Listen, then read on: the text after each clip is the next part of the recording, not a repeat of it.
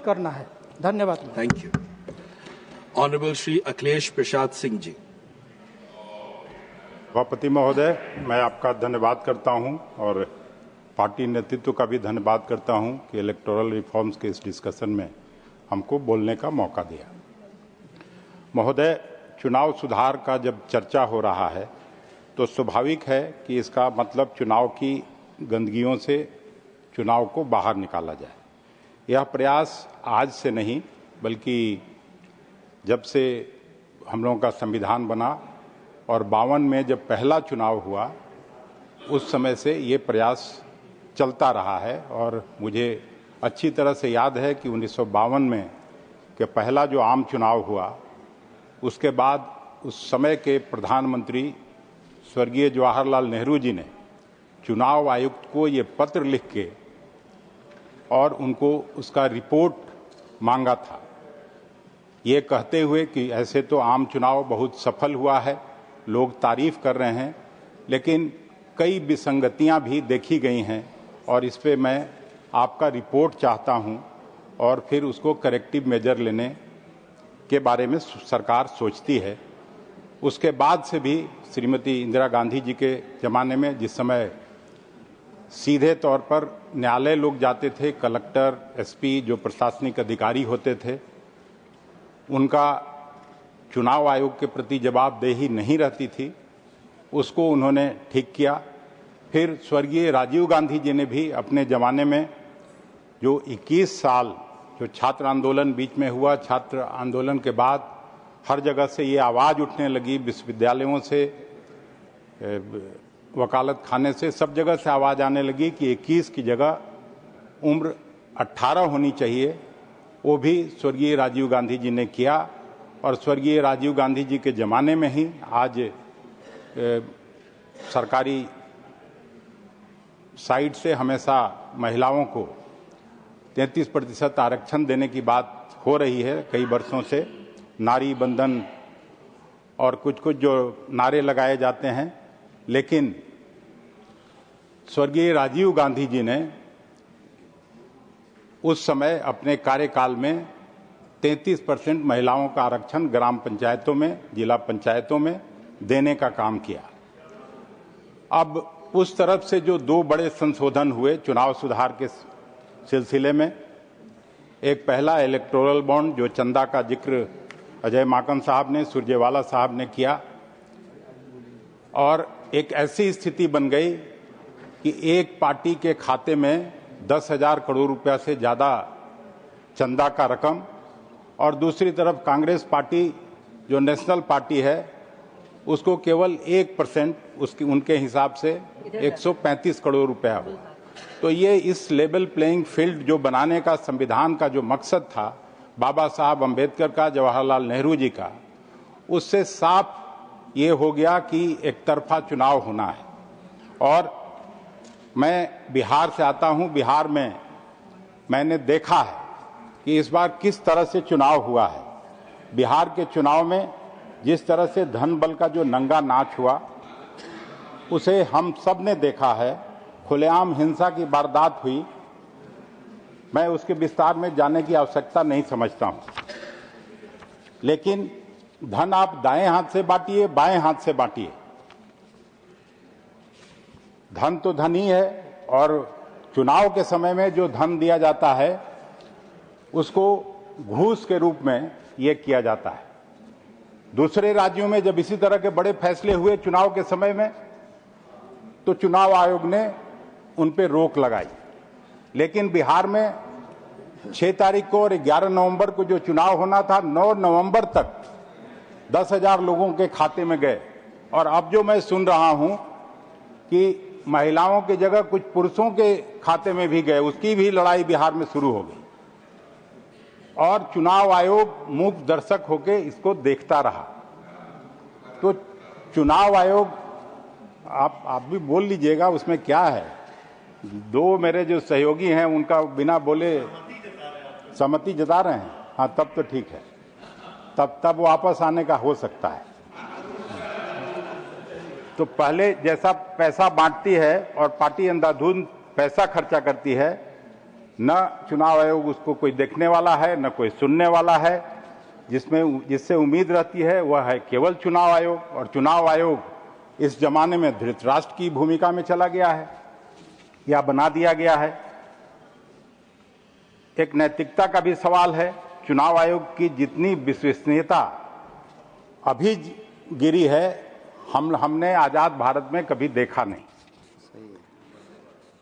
महोदय, एक समय था जब बूथ लूटा जाता था बिहार और उत्तर प्रदेश में, वह कम से कम दिखाई पड़ता था। अब जिस तरह से इस जमाने में जिस तरह से साइंटिफिक रिगिंग हो रहा है, मैं तो बोलूंगा कि ये डे लाइट रॉबरी है। वोटर की राय को संसाधनों से बदला जा रहा है। मैं पूछना चाहता हूं, चुनाव आयोग किसके लिए अकाउंटेबल है?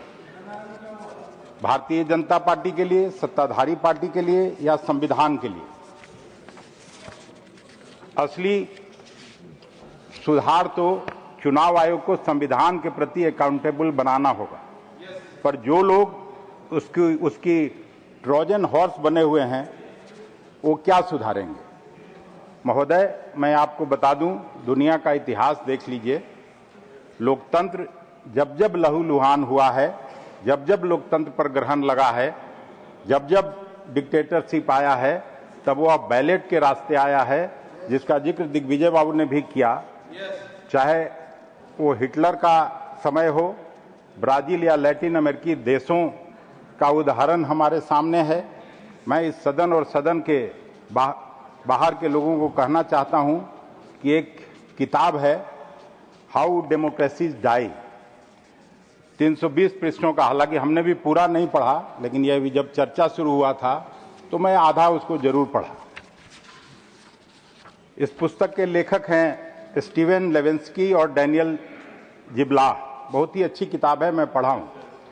वे साफ साफ लिखते हैं कि 21वीं शताब्दी में लोकतंत्र को खतरा गोली बारूद, क्रांति या हिंसा से कम बैलेट से अधिक हुआ है। उन्होंने कहा है कि ऐसा करने वाले लोकतांत्रिक संस्थाओं को कमजोर बनाते हैं। उनमें ज्ञानेश कुमार जैसे लोग को बैठा दिया जाता है। We cannot take the प्रधानमंत्री जी, name. We'll have to just edit that name. We'll have to मुख्य delete. चुनाव आयुक्त कर दिया जाए, उसमें कोई ये नहीं है। प्रधानमंत्री जी डीकोलोनाइजेशन की बात बढ़ चढ़कर करते रहे हैं इस हाउस में और उस हाउस में। स्वागत योग्य है। पश्चिम के प्रभाव से मुक्ति तो ठीक है, पर पश्चिम की तरफ झांकना भी बंद नहीं करना चाहिए। वहां इंस्टीट्यूशन को स्ट्रांग किया जाता है, इसलिए ट्रंप जैसे लोगों के आने के बाद भी वहां की संस्थाएं राजनीतिक व्यवहारों से अप्रभावित रहती हैं। वैसी स्थिति में भी संस्थाएं ठीक से चल रही हैं, लोगों के वेलफेयर स्टेट के काम हो रहे हैं। पर आज आपने सभी संस्थाओं पर कब्जा कर लिया है। मुझे उससे भी कोई फर्क नहीं पड़ता है कि उसमें आरएसएस के लोग बैठे हैं, योग्य हैं अयोग्य हैं, लेकिन मुझे तो लगता है कि जिस तरह के अयोग्यों की फौज से आप अंध भक्ति से संस्थाओं को कुचल रहे हैं, देश फिर से टीएन सेशन, हम लोगों के जमाने में 1995 में टीएन सेशन को याद कर रहा है जब ये चुनाव हो रहा है। बिल्कुल। और टीएन सेशन और आज के जमाने के अंतर को भी हम लोग देख रहे हैं। यह अंतर लोकतंत्र के प्रभाव को दिखाता है। रोज भावनात्मक मुद्दों को उठाकर देश का ध्यान हटाया जाता है। मूल मुद्दे जहां आपने 2014 में छोड़ा था, 2025 में भी वहीं के वहीं हैं। नेहरू जी, इंदिरा जी की बेबुनियाद आलोचनाओं से आप अपनी शख्सियत नहीं साबित कर सकते हैं। संविधान बदलने के आरोप से आप वैसे भड़कते हैं जैसे सांड लाल कपड़ा देखकर। संविधान के तहत सभी संस्थाओं को खोखला कर देना ही तो संविधान बदलना है। अब मैं बिहार से आता हूं और एक मेरे मित्र ने उसकी कुछ चर्चा की थी।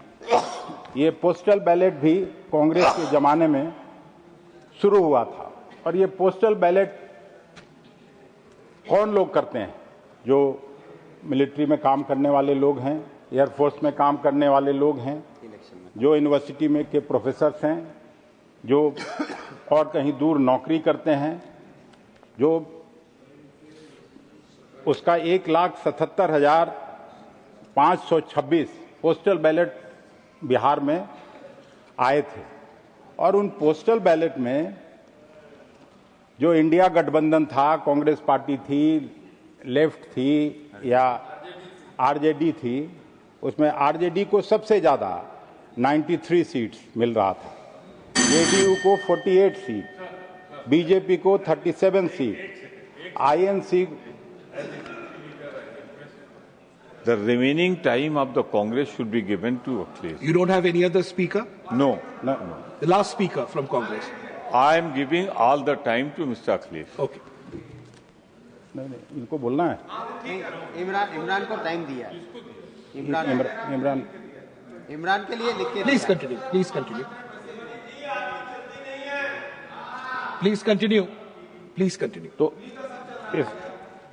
इसमें अगर परसेंटेज में अगर ये करें तो 27.2% आरजेडी को, जेडीयू को 16.5%, बीजेपी को 17% और इंडियन नेशनल कांग्रेस को 10.6%। तो ये जो पढ़े लिखे लोग हैं, जो समझदार लोग हैं, इनका वोट बदलाव के पक्ष में था।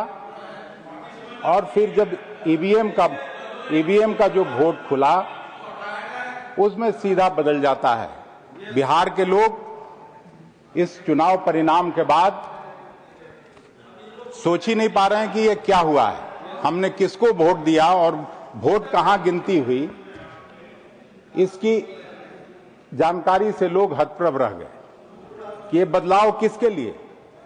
जो ये लोग कैंपेन चलाते थे, जंगल राज की बात करते थे, उसके पक्ष में पढ़े लिखे लोगों का वोट आया और राम राज्य की पार्टी तीसरे नंबर पर चली गई। ये स्थिति है। तो इस स्थिति में मेरा और खास करके जो इलेक्शन कमीशन है उसी को मैं 6 सवाल रखना चाहता हूं, जिसमें चुनाव आयोग का स्वयं से मूलभूत 6 सवाल पूछना चाहता हूं और जवाब इस सदन के पटल पर रखना चाहता हूं। क्योंकि चुनाव आयोग को जे भी संस्था बना के प्रजातंत्र और जमहूरियत में पर कई प्रश्न खड़ा होते हैं। पहला सवाल है, क्या चुनाव आयोग द्वारा वोटर आईडी कार्ड व आधार कार्ड को सबूत मानने से इनकार करना चाहिए? जवाब नहीं, क्योंकि आधार व वोटर आईडी कार्ड कई सालों से गरीबों, मजदूरों, महिलाओं, छात्रों, सीजनल दिहाड़ी करने वाले लोगों और वंचितों की पहचान है। दूसरा सवाल, क्या चुनाव आयोग को अपनी कानूनी जिम्मेवारियों के बारे में सुप्रीम कोर्ट को याद दिलाना पड़ेगा?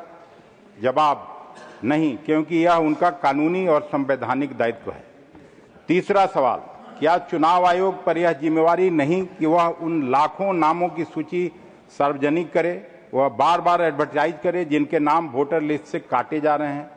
जवाब हाँ, पर इसके बावजूद बिहार में 65 लाख काटे गए नामों की सूची सुप्रीम कोर्ट के आदेश के बाद ही जारी की।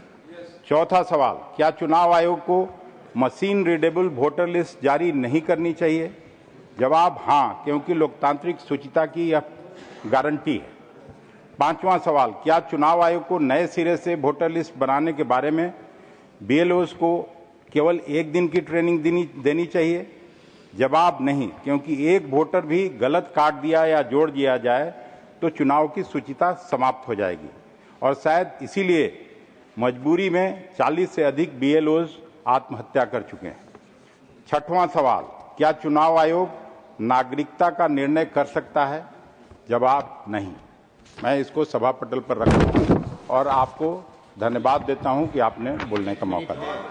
Thank you. Honorable